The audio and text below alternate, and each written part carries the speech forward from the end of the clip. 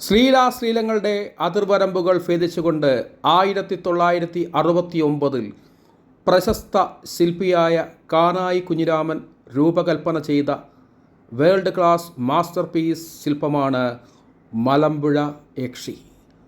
മുടിയിഴകളിൽ വിരലോടിച്ചുകൊണ്ട് പാതിമയക്കത്തിലായ കണ്ണുകൾ ആകാശത്തേക്ക് നട്ടുകൊണ്ട് നിൽക്കുന്ന യക്ഷിയുടെ സ്ഥായീ ഭാവം ആത്മഹർഷം തന്നെയാണ്. കാനായി കുഞ്ഞിരാമൻ ഈ ശില്പം രൂപകൽപ്പന ചെയ്യാൻ തുടങ്ങിയപ്പോൾ ആദ്യ എതിർപ്പുയർന്നത് ഇറിഗേഷൻ ഡിപ്പാർട്ട്മെൻറ്റിൽ നിന്ന് തന്നെയാണ്. പക്ഷേ കാനായി കുഞ്ഞിരാമൻ തൻ്റെ തീരുമാനവുമായി മുന്നോട്ട് പോയി. ഒരു ദിവസം ഒരു രാത്രിയിൽ അദ്ദേഹത്തെ കുറേ ആളുകൾ ചേർന്ന് മർദ്ദിച്ചു. അവരുടെ എതിർപ്പിൻ്റെ കാരണം പൊതുസ്ഥലങ്ങളിൽ ഒരു നഗ്നശില്പം വെക്കുന്നു എന്നതാണ്.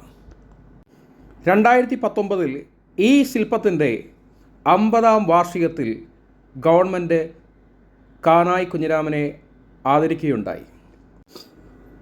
വളരെയൊന്നും അറിയപ്പെടാത്ത ഒരു കാര്യം മലമ്പുഴ യക്ഷിയുമായിട്ടുണ്ട്. ഈ ശില്പം രൂപകൽപ്പന ചെയ്യാനായി കാനായി കുഞ്ഞിരാമന് മുമ്പിൽ പോസ് ചെയ്ത വ്യക്തി 2019-20 കാലഘട്ടത്തിൽ കോവിഡ് ലോക്ക്ഡൗണിനിടയിൽ മരണപ്പെടുകയുണ്ടായി. ആ വ്യക്തിയുടെ എഫർട്ട് അധികമാരും അറിയപ്പെടാതെ പോയി. ഈ ശില്പത്തിൻ്റെ ഉയരം ഏകദേശം 30 അടിയാണ്. ലോക ശില്പചാതുര്യത്തിൻ്റെ ഭൂപടത്തിൽ കേരളത്തിന് ഗണ്യമായ സ്ഥാനം നേടിക്കൊടുത്ത 2 ശില്പങ്ങളാണ് മലമ്പുഴ യക്ഷിയും സാഗര കന്യകയും. ഈ ശില്പത്തിൻ്റെ പടം ടൂറിസം ഡിപ്പാർട്ട്മെൻറ്റിൻ്റെ ഇൻസ്റ്റാഗ്രാം പേജിൽ പോസ്റ്റ് ചെയ്തപ്പോൾ തന്നെ നിരവധി കമൻറ്റുകൾ എത്തി. അനുകൂലിക്കുന്നവരും പ്രതികൂലിക്കുന്നവരും തമ്മിൽ വാഗ്വാദങ്ങൾ തുടർന്നുകൊണ്ടേയിരുന്നു. വിമർശനങ്ങൾ പോസ്റ്റ് ചെയ്ത യാഥാസ്ഥിതികരുടെയും അനുകൂല നിലപാടുകൾ പുലർത്തിയ ഉൽപ്പതിഷ്ണുക്കളുടെയും കാലം കഴിഞ്ഞാലും ഒരു പ്രോജ്വല രേഖയായി മലമ്പുഴ യക്ഷി അവശേഷിക്കും. യക്ഷിണി പ്രകൃതിയാണ്.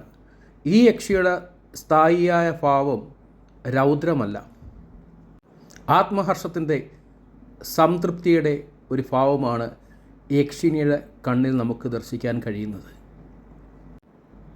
പ്രകൃതിയുടെ താളത്തിനനുസരിച്ച് ശില്പകലയെ സമന്വയിപ്പിച്ച് കാനായി കുഞ്ഞിരാമൻ രൂപകൽപ്പന ചെയ്ത ഈ ശില്പം മലമ്പുഴയ്ക്ക്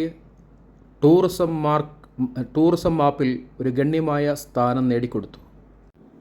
നമ്മൾ കേട്ടുവളർന്ന യക്ഷിണി സങ്കല്പങ്ങൾ ഭീകരതയുടെയും രൗദ്രതയുടെയും മൂർത്തിഭാവമാണെങ്കിൽ മലമ്പുഴയിലെ യക്ഷി ശാന്തതയുടെ ഒരു പ്രതീകം മാത്രമാണ്.